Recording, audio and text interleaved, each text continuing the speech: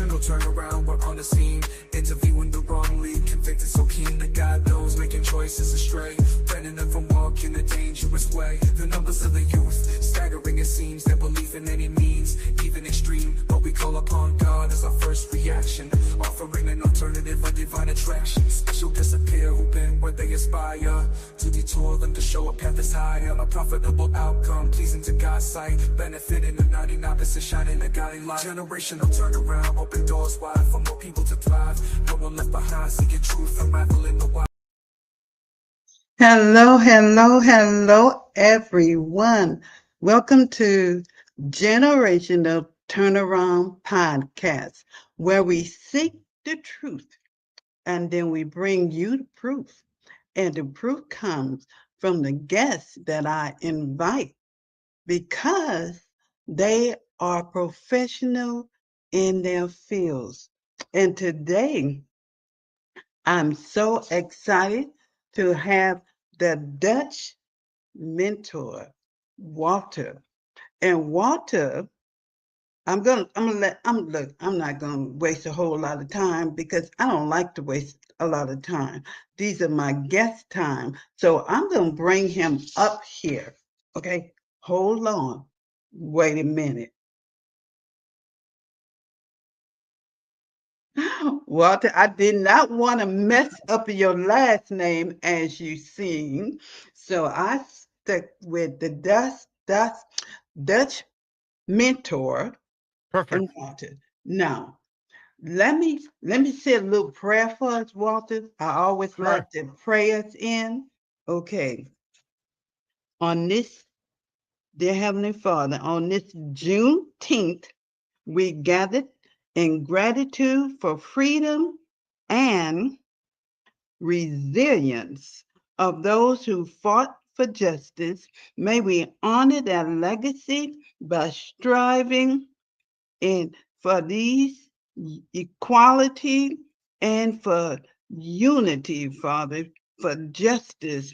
May we continue to follow you in in every way. Keep the unity and equality, and may we love one another as you love us. May our hearts embrace compassion, and we uplift in every way that we can. In Jesus' name, amen. Amen. Amen. Amen. Now, okay, Walter, let me give you the flow and you tell us your last name, your whole name first, and who is the Dutch mentor. Well, Judy, thank you for inviting me to come have a chat with you today. I look forward to bringing some value to your audience. So my full name is Walter Dusseldorp, born and raised in Holland. Came to the United States, immigrated when I was 18 years old in 1988, just a couple of moons ago. Okay. I have been in healthcare all of my life. Worked as a paramedic and flight paramedic in emergency services all through the years until 2 years ago. I have in my 30s. I went back to school and got my bachelor's, master's, and fellowship program, and went into leadership in healthcare, and rose from a manager all the way into the C-suite, and really found a passion for developing leaders and getting people to look at the world in a different way, by bringing people together, by helping them see and understand themselves better, the changing habits and behaviors that lead to better outcomes. And that's what I've been doing for the last 4 years as the Dutch mentor. I work with individuals and with small groups. And it is a great pleasure to see that as people have paved my road and my way, and through hard work and resilience, I've been very fortunate, and that's what my goal is, to help clients today. And I do a lot of pro bono work as well, because it's my goal to get people to see and dream big, and work every single day to get a little closer to whatever it is that they want to do in life. Wonderful, wonderful. Are you in the States now or still in? No, I'm in the United States. I'm work for most of my career in the New York City metropolitan area, and now currently live up in the Adirondacks in the beautiful mountains in upstate New York. Oh, yeah, I did hear that they are beautiful. I've They never are. been in that direction. I'm a Southern girl. I'm in Texas right now, but I was born and raised in Mississippi, so I haven't been Okay. that far north. But Well, it's certainly okay, worth taking a trek up. My daughter went to Ole Miss, so I spent some time in Mississippi. I okay. spent time in Houston, Texas, and I have some family in and around the Houston area this past winter. So I'm familiar with the area. But yes, it is beautiful up here, and definitely a lot cooler than in Texas. Okay. All right. Well, look, let's get started. But first, I want to know, you've spent most of your life in healthcare Yep. in some form or another. And Yes. so that's what your passion is, right? Is there a reason that brought you into healthcare? Maybe, Sure. Of course. yeah. I always go to my clients and ask them, why do you do what you do? And most people struggle with that. And I work with them to raise their self-awareness and really understanding of why they do. So for my story is this: as a young man, 11, 12 years old, I was in the hospital for a couple of weeks, and it spiked my interest. But I was really not really on the track. I was still a confused teenager. But when I was 14 years old, I was riding my bicycle, and on my way home, 6 miles from school back to home, and then poor old farmer crossed the road and got hit by a car. I was the first on scene. I held him in my arms as he was dying. And I felt so hopeless. And I had an epiphany right at that point, right there.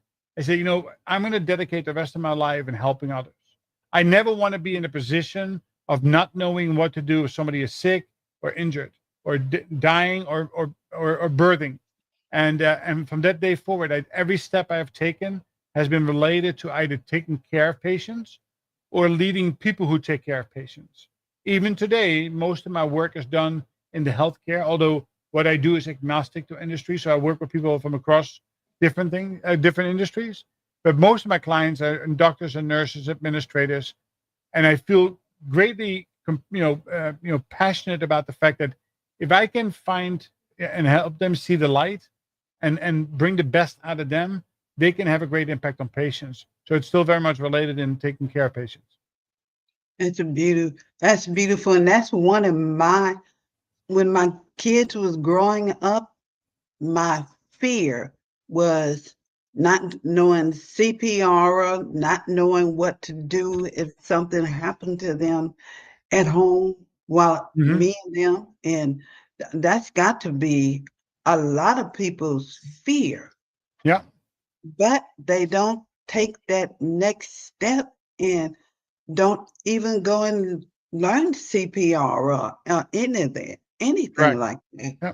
So I'm my show, Generation Turnaround, it's dedicated to the young people who are in a dilemma, sort of speak, about where they are and what they should be doing. And some of them want to take that step, and some of them just believe that that's a waste of time. So, do you work with younger people, or is it middle aged to? No, I work with people of all ages and all walks of life. So, for example, I'm working right now with a young man. I think he's 21 years old, drop out of high school, but now is finding his way in construction and wants to become an electrician. So I'm helping him get ready for an apprenticeship program and for an interview to make sure that he has an opportunity to join the union and become an electrician. I'm working with a person who recently got laid off as a project manager, first job out of the gate in the literary area, and I'm helping her shape a career and help guide her along the way in order to be able to set her up for success. So in my time in healthcare, I spent that in New York City, in New York City Health and Hospital, and in the Bronx, and so working with the community is exceptionally important. And what we see too often is that the generation today is they're not as hardworking as we were, and they things for them it needs to come to them rather than they going to to find opportunities. So another opportunity we create there is to say to themselves, say to them is like, what actions are you taking every day to get the outcome that you desire? But I even asked them the question, what is your big dream? And they have no dreams, or their dreams are very limited. And when people's dreams are limited, you're limiting your potential. So that's really where I start with all of the folks I work with, is to really get them to know themselves and to start dreaming really big, and be victorious and not be a victim of any system. Well, some dreams they dream too big. They dream of heaven before they took the first initial state or the basic, and so that's they don't want to start at the bottom. Well, reality has it, right? And that's why I say, I want you to dream big, but I want you to act small. Uh-huh. So it is, as long as your dream is big, now I'm going to break that dream apart into manageable steps. And we're going to identify, what do you need to do today to get one step closer to that dream? And that step you need to take today needs to be realistic. And so I used, the smarts: specific, measurable, attainable, realistic, and timely. And once you accomplish that step, then you go to the next step and to the next step and to the next step.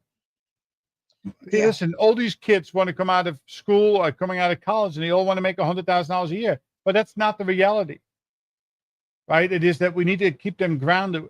The same token, as you have kids growing up in inner city, they have not seen people be successful, but if you help them see success for themselves, right, imagining success for themselves, and now you help them break it down. What is it that I need to do today in order to be able to set myself up that I have a chance at success? And that's really where the magic takes place. It has to be actionable, right? People need to do things in order to accomplish something, and you need to take action. You need to measure it, and then you need to sustain it. And those are three struggles that people have in all walks of life. Yeah, every generation has that. Yep. Now, right now, we've got the technology generation and the content generation. They want to be known and paid for their content and their techno, and they don't want to go anywhere in between that. And I got this from being in TikTok.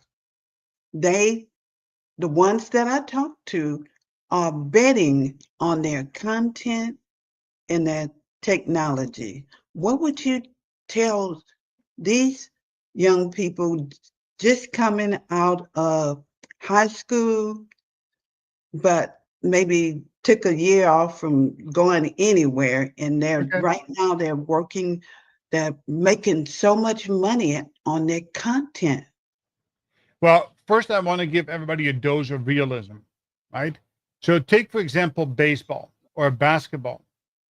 Listen, we have 400 NBA players and maybe 2,000 baseball players who are professional, who get paid a lot of money to do what they do. The problem is there are a million or millions of people who have the same dream to be a professional baseball player or basketball player, and they will never get there. And that's the thing is with TikTok or Instagram or whatever else, yes, there are some very successful creators who have found a little niche, and through hard work and diligence, they grew an audience and they make money. But for every single one creator that makes money, there's probably 100,000 people who will never make any money, or they will lose money, right? So that's the number one thing. We need to be realistic about things. So I have no problem. I have 5 kids, and I let them say, this, all of you need to go out and live your dream, not my dream. And I want you to go take chances, and I want you to do things at risk, but, be calculated to some extent, but also be pragmatic. If you work on content, work on something else at the same time. Yeah. Don't put all of your eggs in one basket, because the likelihood that you will be successful is this much. Right. And just think about it this way.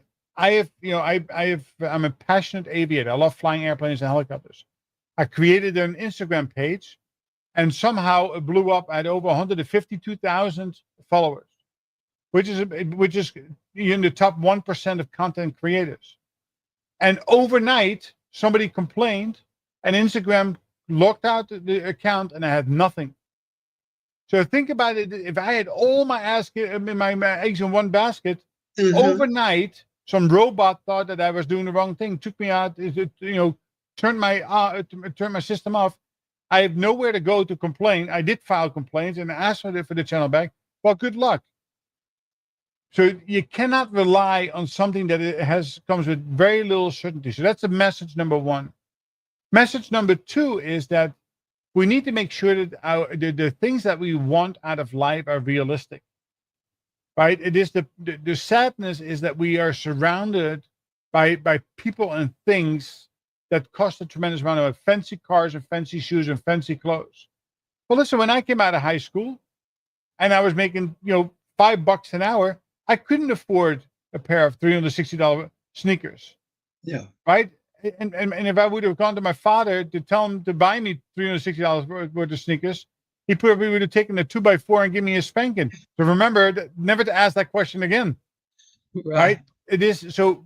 The kids it needs to be realistic, and it needs to be a certain responsibility, and that is not something that it has become a grown behavior over time, and having this 24-hour business, this instant gratification, and people seeing some people being very successful is setting unrealistic expectations, and leads often to disappointment, and people losing days, weeks, months, even years in building a career out of something that will never happen.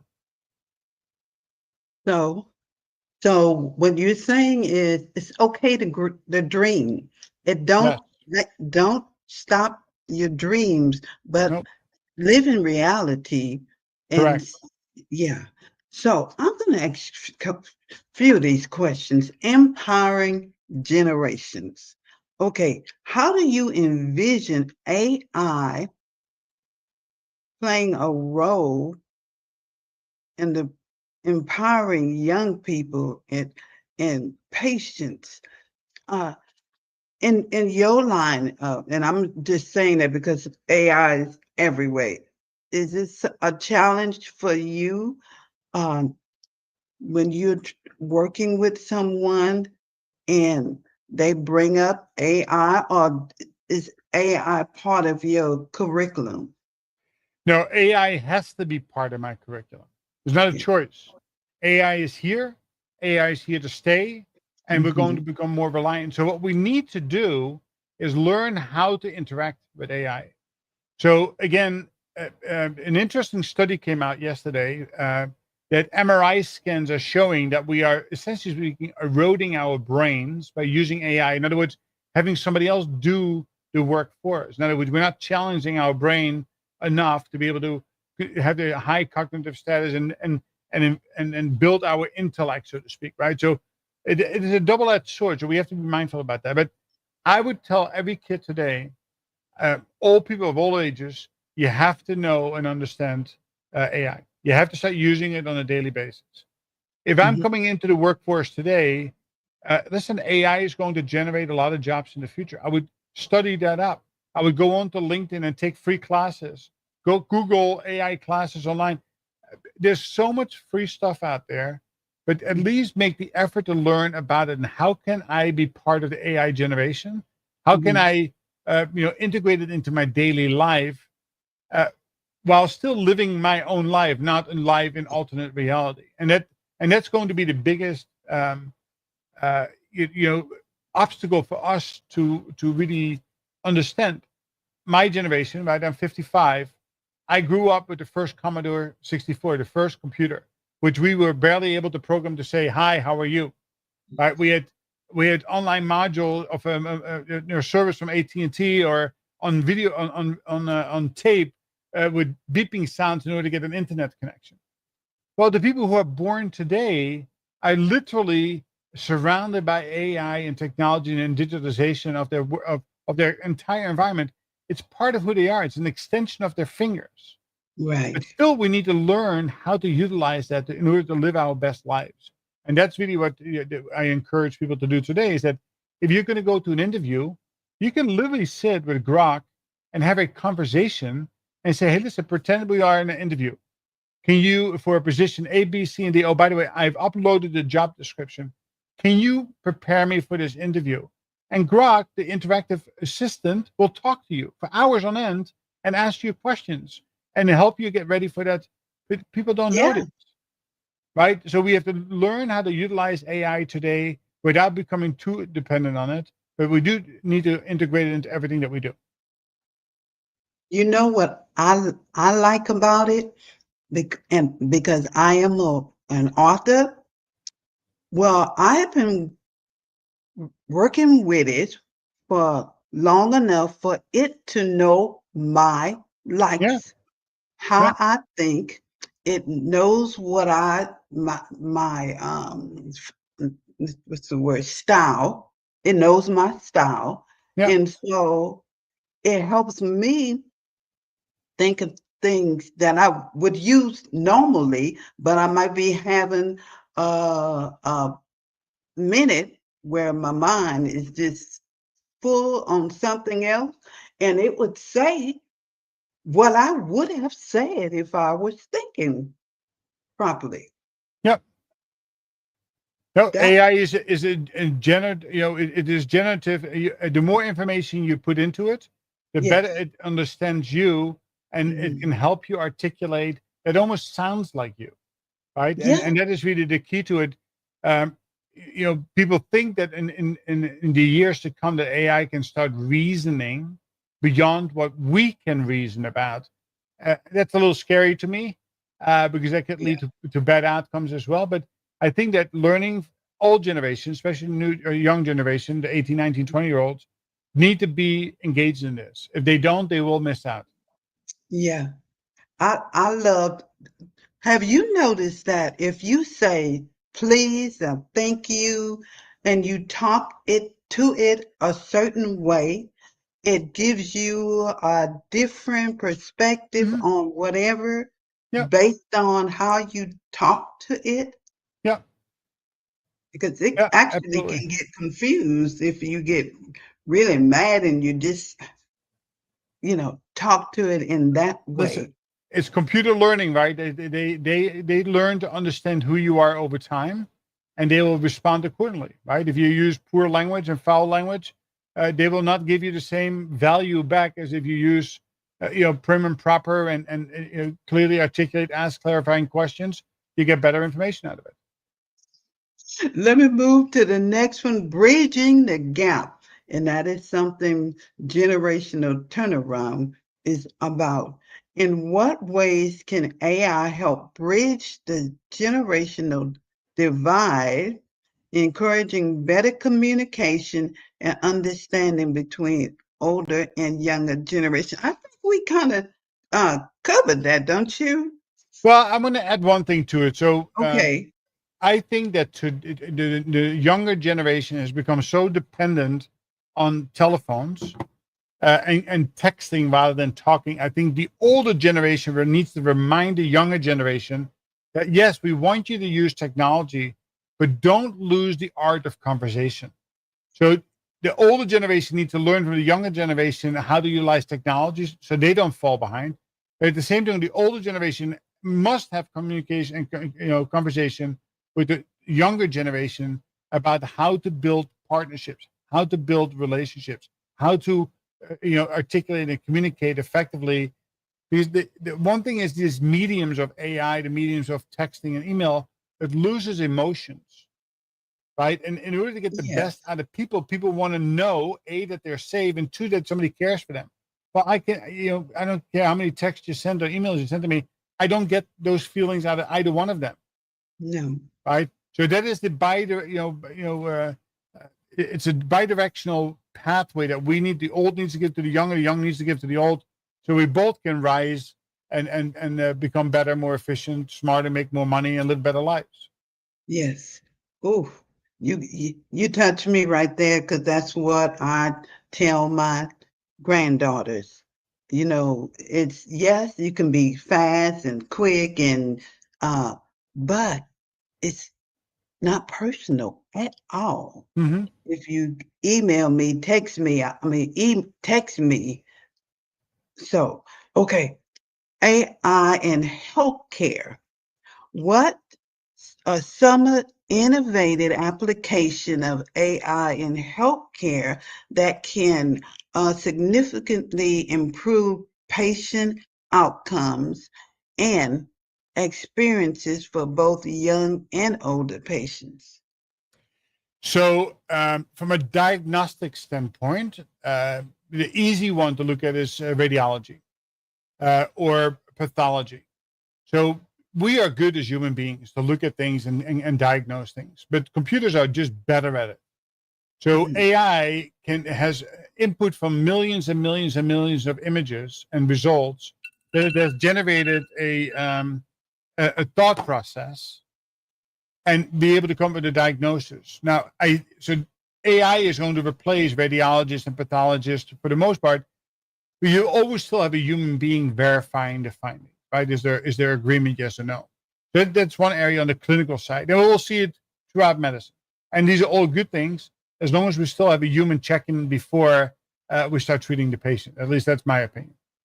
On the communication part is that one of the things that we see with human behavior is that we're still doing sick care rather than well care, meaning that we go to the hospital when we're sick rather than go to ambulatory care while we're well and we maintain our. And a lot of this is driven because of poor behavior, especially in the more poorer areas where we have a perceived lack of access to healthcare. It is other social impediments that are standing in the way, and we need to overcome those. And I think that AI can play a role. We did an experiment many, many years ago by giving patients cell phones. And those cell phones would remind the patients to take their medicine in the morning and to drink a glass of water every hour. It would remind them to go to sleep at night. It would all kinds of reminders to see if it would help people change their habits and behaviors over time. Most importantly, it would remind them to pick up their medications. Because too many people go to the hospital, they're sick, they take a medication, they feel better, they stop the medication right in the middle of I feel better, I don't need to take this anymore. Well, if they have high blood pressure, for example, they're supposed to take one pill every day for the rest of their lives. But if you stop and then 6 weeks later you always get shortness of breath and you have congestive heart failure, it's not because you got sick that day. No, it's because you failed to maintain good health by not taking the medication that's prescribed to you. So AI can help out with that. So there's ways to provide intervention and collect information and give people the ability to do diagnostic testing at home. I have watched it. There's blood oxygen. It can look at my sleep rhythm. It can take my heart rate and EKG. There's even things you can do to do home ultrasounds. So that's where AI will play a role with patients to become more compliant and therefore hopefully drive better outcomes at a much lower cost point. Yes, and I'm for all that. Yes. Me, who's had a massive stroke, been on had high blood pressure since I was 17, and I don't know what I would do if the technology with this AI, it makes us responsible through it. Yeah. Did that make sense? Of course, it is. Listen, we have what is on the horizon is amazing, right? We have a company today putting literally a computer is putting in small little nerve center in the brain that allows people who are paraplegic to manipulate the mouse and the computer by just looking at it and thinking about it. Yeah. Just think about that it's going to go in the years to come. Right? How many stroke patients have lost the ability to speak? Well, we can correct that by with a computer chip implanted in the brain. So, I mean, there's so many things that we can resolve, and we can help people with disabilities to live a better quality of life. Of course, it also can help people live a better quality life, in totality. But the key goes back to Judy, what you said earlier. The new generation, the 18, 19, 20-year-olds, got to get involved in this because they will be left behind if they don't. Yes. Okay. And I really think that they will. I think that they, especially when they look around at their family members, their grandmothers, their grandfathers, people that could be helped by this AI. And they're already involved in it, already, just haven't gotten to where they need. Yeah. Exactly right. So, okay, future of work. How can professionals, especially those in the health care, leverage AI to not only enhance their careers, but also make a meaningful impact on the lives of their patients? Yeah, so I think the fancy word, we're on the precipice of AI, right? We're just at the beginning, early birthing stages, even though AI has been around for 20 years, but it really is becoming exponential today. I think it's a little too early to say, and it goes right back to the thing is that everybody today in healthcare, all professions, need to learn how AI impacts their personal lives and their professional lives. Again, a lot of it has to do our failures to reach our goals clinically as a patient or as a professional often is rooted in behavior. So how can we use AI to help us, create better habits and behaviors that lead to the outcomes that we desire? So for patients, we need them to become more compliant. And we need to use AI to remove barriers that might stand in the way for them to be compliant. And I think that's really what I can see the greatest implication outside of the clinical diagnostics that AI will certainly have a great impact on, and already it has an impact on medicine today. You see, all of that. That is what we are all looking forward to, even if we don't know it, because all of this is going to make such a difference. And like you said, in the low income areas, that is where it's needed. But what do you think about, are they going to get it because of the lack of money? So we can point a finger at everything and never accomplish anything, right? I think we need to take personal responsibility. And I'm going to use an example for that. I was in an Uber not too long ago, and there was a young guy, 26 years old, Russian, and he had moved to America, lived in Brooklyn for the first couple of years, and then moved to another city where I met him. And he says to me, he's been here now 2.5 years, and he says to me, "I'm sorry, sir, I don't speak English." And I asked him a couple more questions. Long story short, he told me that, well, somebody told me the American dream is dead. And I said to him, I said, listen, this is a really ignorant statement on your part. I said, the dream is only dead if you allow it to be dead. That if you really want to make it in America, and this goes for every single person. I don't care if you live in the hood in the South Bronx or you live in Hollywood in California. If you want to make it, you have to take charge of you, and nobody else is responsible for that. Between you and your God, maybe that's really about it. And I said to him, I said, listen, if you want to make it in America, from this point forward, don't speak another word in Russian ever, not until you become fluent in English. I said, if you want to be successful, you have to speak the language. And I said, who do you live with? So I live with 4 other Russians. So good, go home and tell them you'll never speak Russian again. And you forbid anybody to speak Russian in the house again until all of you speak English. In other words, we need to first lift ourselves up. And then we need to lift up the people around us. And we need to set ourselves up for success. Listen, I have worked long enough in the Bronx. I've seen and heard all the stories. We can make a choice. We can live like victims, or we can choose to be victorious. And it takes guts, and it takes bravado, and it takes effort, and not everybody will be successful. But if you go out and you put yourself out there and you ask for help, there are plenty of people like me who are more than happy to help you along the path. But the thing is, if you don't ask, and if you just stay at home, play video games, and you sit there complaining about, nobody loves me, nobody likes me, I can promise you nothing will ever come out of that for sure. So the thing is that we need to take deep personal responsibility, and we cannot ignore the past. We cannot ignore discrimination. We cannot ignore that we are not, that there's issues in society. But at the same token, we cannot allow that to stop us to be successful. We have to go out and take risk, and to go at it hard with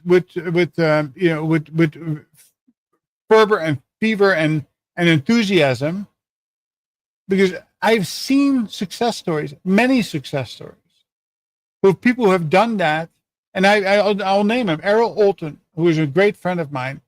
He's now a young African-American entrepreneur, and he's on his way to make $1 million. I have no doubt about it. But he came out of an area of the Bronx that he had no chance of survival. And he, through coaching and mentorship and putting him into the right places, and his enthusiasm and direction of going get his education and taking calculated risk and failing many a times along the way, he is succeeding. And that story we need to replicate over and over and over and over in order to be able to get people to lift themselves up. They cannot point a finger at others. Listen, I came to America with nothing, not a dollar to my name. And I lived on the street in New York City for the first 2 weeks before I was able to go to upstate New York to work in a camp. And after 9 weeks of being there, I still had nothing. But I always figured out how to survive that day.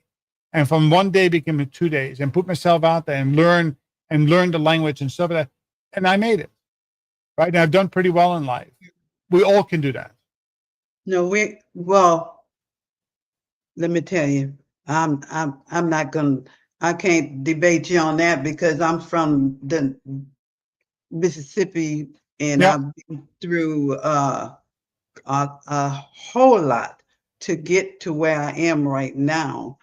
And I've seen my family, I've seen other families who picked up rags and pecans and cold drink bottles and everything to try to make it, well, trying to live the American dream. Well, there's not an American dream, it's your dream. That's right. What you feel. And then, so I know people like the young man that you were talking about. And I also know people who are still trying to get there. But the key component is they are not giving up, but they may not be moving as fast as you did. If you were by yourself and being able to go it alone, it's going to be a little easier for you. I agree. If you got a whole family that you are trying to,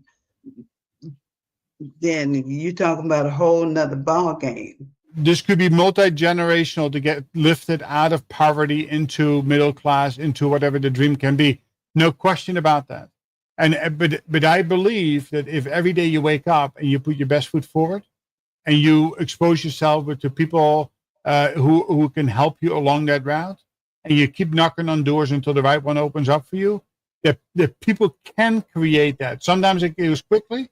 Many times it goes very slowly. Sometimes it never happens. But you owe it to yourself to never give up. And that's really what I'm trying to say, is that it is your behavior, not somebody else's behavior. It is your behavior that will end up allow you to be successful. And by the way, success is defined by you. Right? Success right. is not defined on how big your bank account is, or how big your house is, or how many kids you have. If you are living in a beautiful trailer in the South and you have a little lawn with a couple of chickens out there and you are happy then that is perfect. Nobody can define what happiness looks like other than you. But you have to pursue that relentlessly and never give up on that dream. Because if you do, then you're going to be holding yourself back. I agree with you. I agree, Walter, and it's going. It's happening. It is.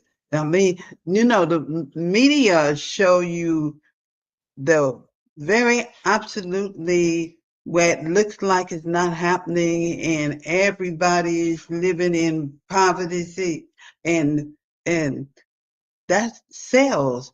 But a lot of people are happy working and doing what they need to do to make it.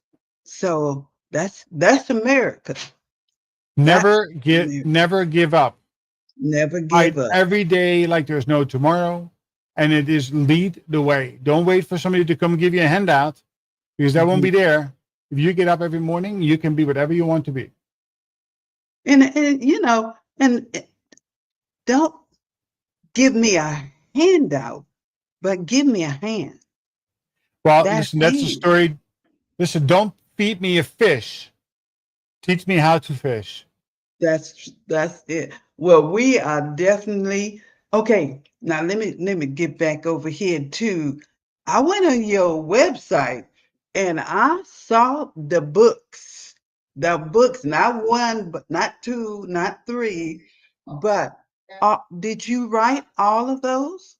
Yeah. Okay, I think I so have a total of 23 published. 12 of those are technical books, specifically aimed for people who are in healthcare administration and want to get their board certification in healthcare administration. All the other ones, I've written 2 children books, actually 4 altogether, but 2 of are more animated, 2 of my children books. And then I have 6 other books based on leadership, on self-development, problem solving, how to establish an operational rhythm. But they're all available on Amazon, and for a small cost, but highly recommend. It will give you guidance, and everything I do, Judy, is about actions. So all my books have clear action steps that you can take, and you can measure yourself on in order to get from point A to point B. Now, I can't guarantee you outcomes, but I can guarantee you that if you work in a meaningful way, and you take action, and you measure, you hold yourself accountable, and you keep that pace for an extended period of time, you too can make significant gains in your personal life or in your professional life.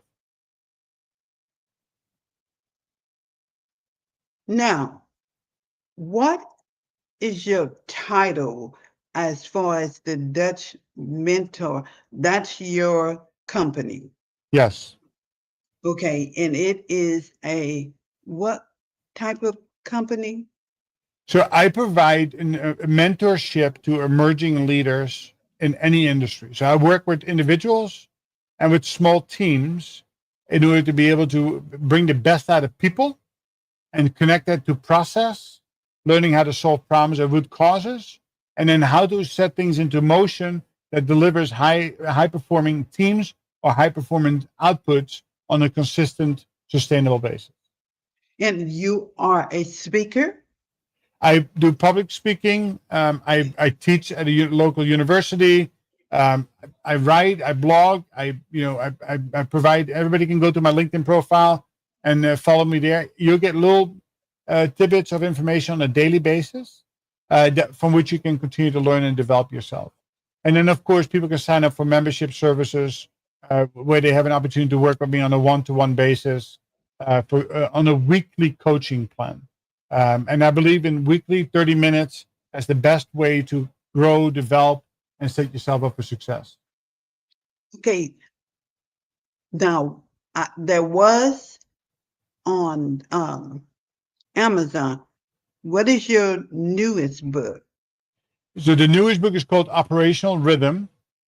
That's a guide on how to set yourself and your team up for success. And there's 5 elements to that. Is that A is always having the right people in the right positions. And that does not mean that you need to fire people. You need to identify where there are gaps and close those gaps. So if you want something and you don't know something, you have to close that gap. 2 is that we always have to work very hard to unify our vision. We all should be on the same page, understanding different perspectives and different, cultural inputs, but we need to make sure that we're on the same page. 3, we need to make sure that we always measure what we do, not the outcomes, but also the drivers of that.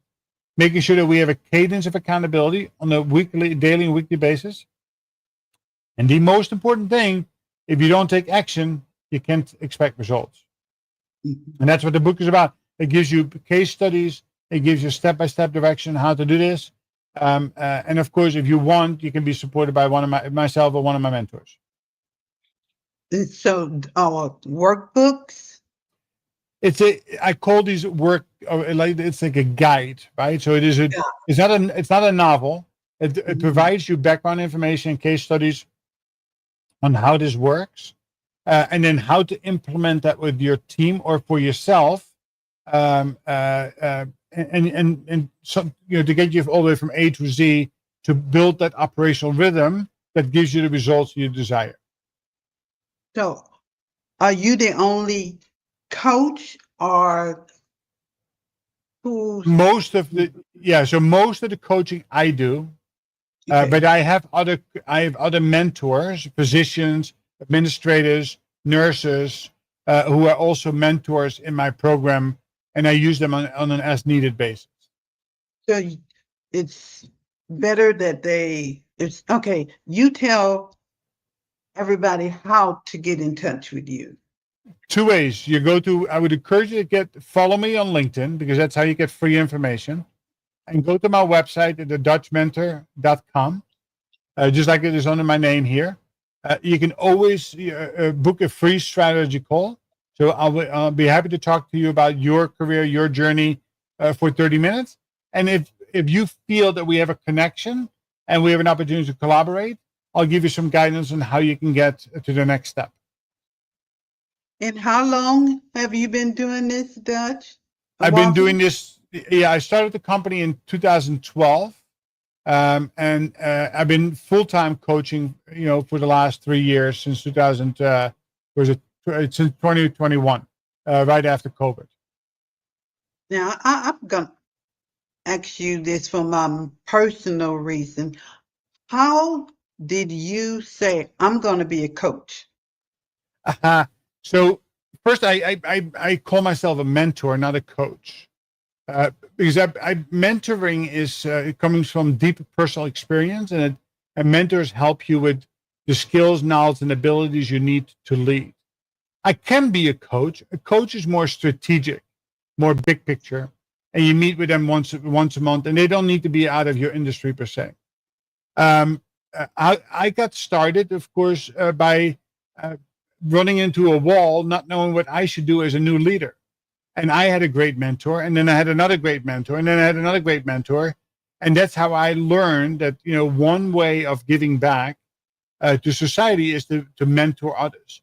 So I do a lot of pro bono work, and I have, of course, professional clients as well. It's one way that I would like to pay it forward for those people who paved my way, help me, I help others. And that's why I give a lot of my stuff. I do a lot of talks, a lot of in-services at no cost, right? I'm interested in those people who are really inspired and are willing to make that investment in themselves, or companies who are willing to invest in their people. I will do things for pay, but it is important that you take the bull by the horn. I always tell clients this: I preserve the right to fire you, because if I have a student, a mentee, who is not into it, who is not following along, not doing the work, why would I I'm not here to take your money. I'm here to help you bring the best out of you. And that is something that I want to live by, that ethos going forward. So, would you recommend to someone who's wanting to be a coach, but maybe they should be a mentor? Well, again, if you are specific to an industry and you have deep knowledge of that industry, then you can certainly better position yourself as a mentor. Now, most people would not know the difference between a mentor and a coach. So by all means, intertwine the two of them. But if you are in a position that that you are at the end, near the end of your career, or you feel really passionate about it, about giving back, yeah, I'm a certified coach from Team Intelligence, but there are many different coaching certificates out there. I would recommend go do that. So it gives you a certain level of credibility to go along with it. But at the end of the day, this is a relationship business. Right? People know me because they used to work with me and they hire me now to help them with their individuals or with their teams. I belong to organizations where I meet people who need help, and that's how they reach out to me. So it is not an easy business. There's no, let me be a coach tomorrow and the day after that I have a calendar full of clients. It requires hard work, and you need to really know what space is yours to work in, and what value you can add to somebody's career in order to be able to get to create a record of success. You helped me. You helped me there, Walter. I did get my certification in life coach and health, and I never worked in either of the certificates, but I've been working with the disabled for the last 18 years, and helping with healing words. Yeah. And so that's what got me into generational turnaround. But every Sunday, I have Disability Unplugged, where we debunk the myths about what the disabled can and cannot do. So that's I feel like my being able to let someone know my qualifications more than that certificate. Well, because you speak from experience, right? You have overcome a massive stroke that clearly had an impact on one side of your face and one side of your body and the way you speak. But you have, through tenacity of doing it over and over and over and over, you're working on this, and you might still have pain and you might still have difficulties, but that pain is not going to stop you from booking another podcast and having a conversation. So just that example and those words you can use. So I went to a funeral yesterday of a young man, 36 years old, who died of a complication from cerebral palsy. He never spoke a single word in his life, but he made a connection with people through his touch, to his sight, to his laughter, through just his empathy and his motions, more than most people I know. And people need to, and I challenge people online. I said, listen, we all need to be a little kinder, a little bit more empathetic, a little bit more understanding, a little bit more patient, just like Joe was. And that's something that you can do. And again, it is each one of us needs to find a niche. He needs to find a place. And, interesting enough, I came from a country, I didn't speak the language. I came to a country, I ran away from home. I had nothing. And I worked really, really hard to try to open up doors, and I had my ups and downs along the way. But that inspires other people, right? So it's not about how we can compare, right? It's not because you're black and I'm white, but how we can relate to each other that will help us get one step closer to whatever it is that we dream about. Thank you, Joe. Well, it's about our time. I thank you so much. I pray that today was better than yesterday, but not as good as tomorrow. I pray that tomorrow will bring forth a double helping of blessings in the form of opportunity that we never saw coming. Thank you, Joe. Walter, I hope that one day I'll get to meet you and we can talk, and I can tell you, Walter, I got that mentor, and now I am a mentor, which I think that I'm already a mentor. I'm sure you are. Judy, thank you very much for having me on today. It was great chatting with you. And again, the challenge to everybody out is to be self-accountable, right? If you want something, go get it and don't give up, one step at a time. Thank you. Thank you. And thank you, everybody. And I'll be back tomorrow with Elroy. And we're going to be talking AI. He's an AI. I don't know what to call him, but he's very, very good in the AI field. So, all right. All right, Dutch. I love Dutch. I love Dutch before Walter. There you go. Take care, Thank Judy. you. Have a great time. Be good. You too. I appreciate you. Bye-bye.